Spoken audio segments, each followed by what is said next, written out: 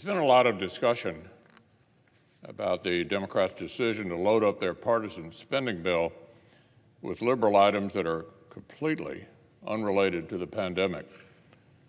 We're at a key turning point in this crisis. The nation has just endured an historically painful year. The virus has stolen 500,000 American lives. It's thrown millions of children out of classrooms and workers out of jobs. But on every front, there seems to be signs we're actually turning the tide. New cases, hospitalizations, and deaths have been declining. The CDC reports that 1 in 5 adult Americans have already received at least one vaccine dose. That's 50+ million people. 1 in 10 have gotten both shots. And the supply of vaccines is continuing to ramp up, and yet another authorized just last weekend.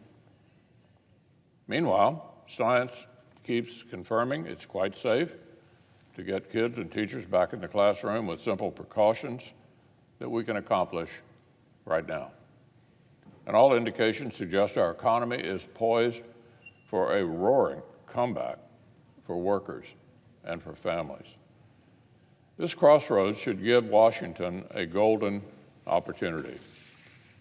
We could get together on a bipartisan basis like we did 5 times last year, 5 times, and pass more targeted policies to help finish the fight and get the American people their jobs, their schools, their lives, and their country back. A number of Senate Republicans went to the White House just days after President Biden was sworn in, proposing we continue the streak of overwhelming bipartisanship that has defined the COVID-19 response all this time.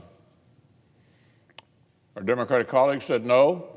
They wanted to go it alone, and when you look at their partisan bill, you can certainly see why. Less than 9% of their massive proposal would go to the core healthcare fight against COVID-19. And listen to this, less than 1% goes to vaccinations. You see, they had to leave room for all the completely unrelated left-wing pet priorities, like sending $350 billion to bail out long mismanaged state and local governments, multiple times the expert estimates of COVID needs. Things like massive expansion in Obamacare subsidies that would disproportionately benefit wealthier people. Things like handcrafted tweaks to Medicare so it pays more money to just 3 states, Rhode Island, New Jersey, and the President's home state of Delaware. You might call it a special kickback for the Excella corridor. They had to make room to bankroll things like underground rail in Silicon Valley, upgrading a bridge from New York to Canada, and giving Planned Parenthood access to taxpayer money meant to rescue mom-and-pop Main Street businesses. Sadly, the parts that actually do relate to the pandemic aren't much better.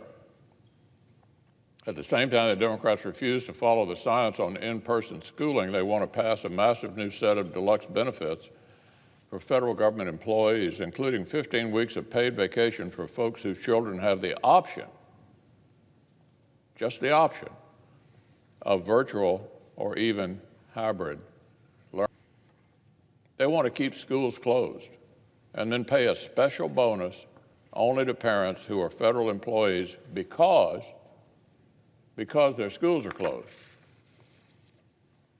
Now, this isn't a recipe to safely reopen America. To the degree that it even addresses the pandemic, it's more like a plan to keep us shut down. Mostly, it's just what Democrats promised almost a year ago, taking advantage of the crisis to check off unrelated liberal policies.